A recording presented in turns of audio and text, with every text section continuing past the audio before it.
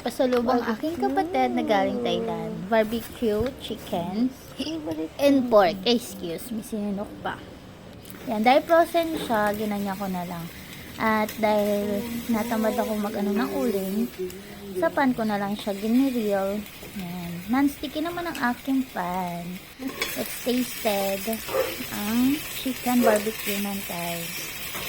Actually, ito yung mga binibili sa street food sa Thai. Ayan, o diba? Sarap.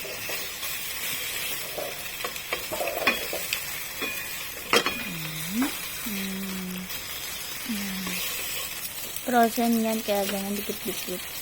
Kaya nahiwalay-hiwalay ito dito. Diba? Nakapag-grill ako. Sa non-sticky pan ko. I can't wait to eat this. Diba? Sarap.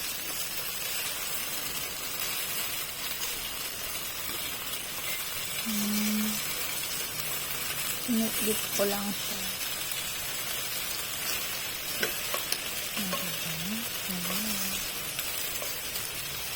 Nagigrill naman siya. Saka malaman siya. Hindi siya yung talagang manipis na barbecue. Sana nga nagdala rin ng kapatid ko ng sauce nila. Ha? Kasi masarap din yung sauce nila. Sa barbecue. Saka ito, hindi to spicy. Kasi minsan kasi mga Thai, puro spicy yung food nila. Yung mga natikman ko nun, puro spicy. Yan, malapit na siya maluto. Malapit na siya maluto. Ayan, malapit na siya maluto. Bango na. Titikit pa kasi. Kaya nahiwala-hiwalay. Sobrang bango niya. Grabe. Diba?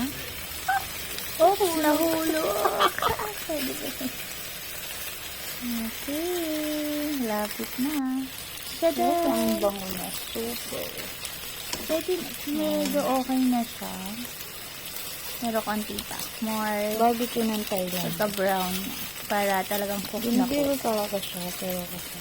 Barbecue. Siguro mas masarap talaga ito yung grill mismo sa uling, pero next time na lang. May natira pa naman.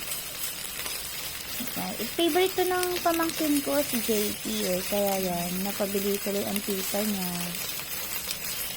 Diba? Favorite ni JP.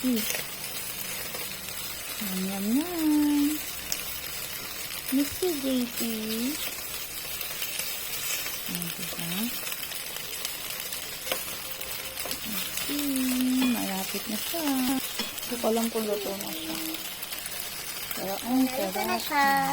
Nalagay ko na siya sa plate. Tara, kain na tayo. Okay, ito na ang barbecue namin. Kala mo naman kay Cosmos to. And let's taste it.